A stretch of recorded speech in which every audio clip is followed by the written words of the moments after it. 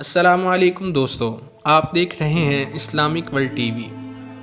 دوستو، دنیا کا وقت تیزی سے سفر کر رہا ہے اور جدید ٹیکنالوجی کے ساتھ ساتھ انسان کی زندگی میں نئی بیماریاں جنم لے رہی ہیں۔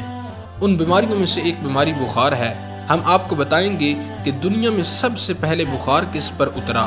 اس سے پہلے ہمارے چینل کو سبسکرائب کریں تاکہ ہر آنے والی نئی ویڈیو آپ پہلے دیکھ سکیں۔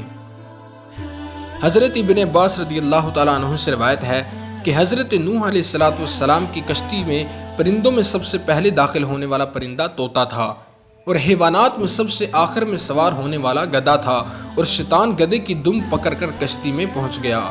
دوستو، حضور علیہ السلام نے ارشاد فرمایا کہ جب حضرت نوح علیہ السلام نے ہر چیز کے دو جوڑے کشتی میں سوار فرمائے تو آپ کے ساتھیوں نے عرض کیا کہ حضور، ہم کیسے اطمینان سے بیٹھ پائیں گے، یا فرمایا کہ چوپائی کیسے آرام سے بیٹھیں گے جبکہ ہمارے ساتھ شیر بھی ہے۔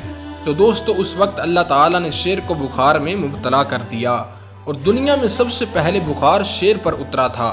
پھر لوگوں نے چوہوں کی شکایت کی کہ وہ ہمارے کھانے پینے کی چیزوں اور سامان کو خراب کرتے ہیں۔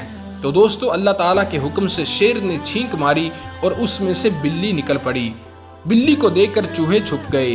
اللہ تعالیٰ فرماتا ہے، وہ لوگ جن کے بارے میں آپ کی دعا قبول فرما کر ان پر عذاب کا فیصلہ کر دیا ہے، جو کفر سے چمٹے ہوئے ہیں اور کسی نصیحت نے ان پر اثر نہیں کیا۔ ان کفار میں حضرت نوح علیہ السلام کا بیٹا یام بھی تھا، جو کفر کی وجہ سے غرق ہوا۔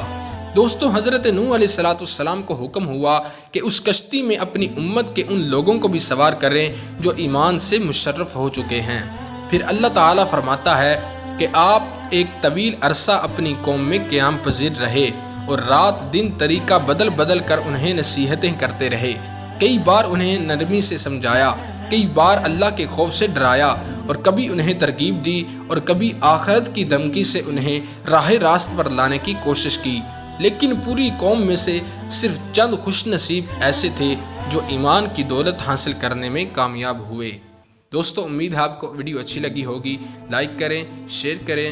مزید اسلامک ویڈیو دیکھنے کے لیے ہمارے Islamic world T V channel کو سبسکرائب کریں۔ شکریہ۔